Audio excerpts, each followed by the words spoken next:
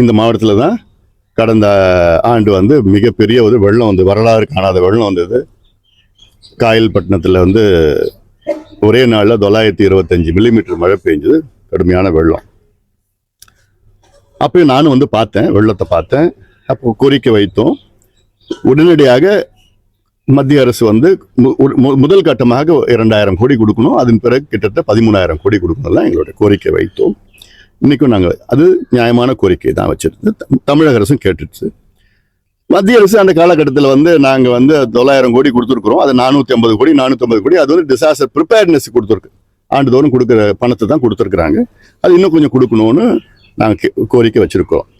மத்திய அரசு வந்து பாரபட்சம் இல்லாமல் பணியாற்ற வேண்டும். இது போன்ற ஒரு பேரிடர் வந்த நேரத்தில் வந்து நிச்சயமாக கொடுக்கணும், பணம் கொடுக்கணும்.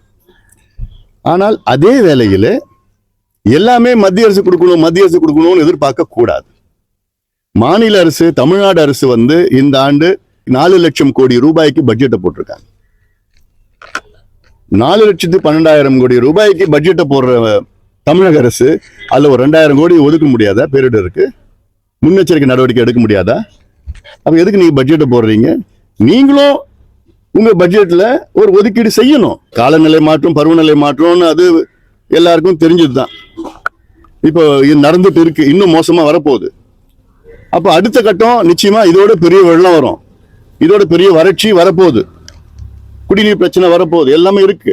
அப்போ என்ன செய்யணும்னா முன்னெச்சரிக்கை நடவடிக்கைகளுக்காக, திட்டங்களுக்காக ஒண்ணு, இது போன்ற பேரிடர்களுக்காக தனி நிதி ஒதுக்கீடு செய்யணும். அதான் நல்ல நிர்வாகம்.